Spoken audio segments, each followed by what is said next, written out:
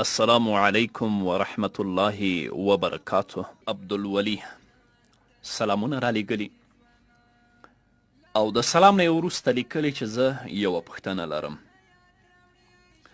پوښتنه مې دا ده چې د سید پیغلې نکاح د غیر سید ځوان سره شرعا څنګه ده؟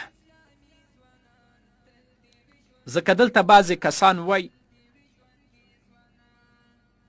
چې د سید پیغلې نکاح د غیر سید ځوان سره صحیح نه ده، ځکه چې د سید مرتبه غټه ده. نو شرعا د سید پیغلې او نجلۍ نکاح د غیر سید ځوان سره صحیح ده او که نه ده؟ علما او فقها لیکي که چیرې په دغه غیر سید ځوان او هلک کې ښه صفتونه لکه ایمانداري، تقوا او اعمال صالحه موجود وي او سیده نجلۍ او د هغې اولیا او مشران هم په دغې نکاح سره راضي وي، نو بیا د داسې غیر سید ځوان سره د سید نجلۍ او پیغلې نکاح شرعا صحیح ده، کومه ستونزه په دې کې نشته دی. اما که په دې غیر سید ځوان کې ښه صفتونه نه وي لکه ایمانداري، تقوا او اعمال صالحه، نو بیا یې نکاح نه صحیح کیږي، ځکه دلته کفاءت نشته.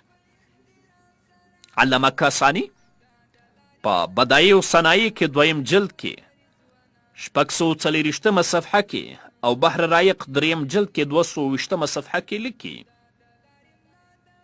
لأن في الكفاءة حقا للأولياء لأنهم ينتفعون بذلك.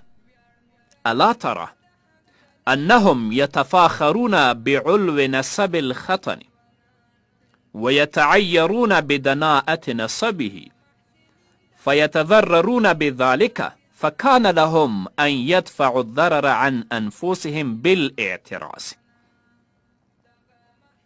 مثال ورکوي كالمشتري إذا باع الشقص المشفوع ثم جاء الشفيع كان له أن يفسخ البيع ويأخذ المبيع بالشفعة دفعا للضرر عن نفسه، كذا هذا ولو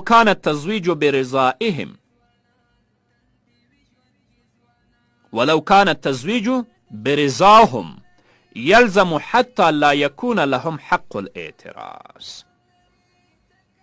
نو په دې غیر سید ځوان کې چې ښه صفتونه موجود وي او دا سیده پیغله او د هغې اولیا او مشران هم په دغه نکاح سره راضي وي، نو شرعي ستونزه پکې نشته ده.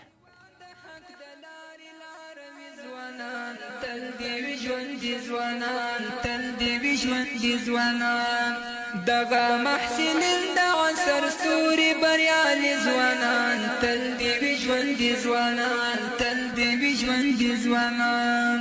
لاره د نجات راوړي، مړ ژوند ته حیات راوړي، ژوند راوړي ثبات راوړي، ژوند راوړي ثبات راوړي. کله چې روزلې وي په فکر اسلامي ځوانان، تل دې وي ژوندي ځوانان، تل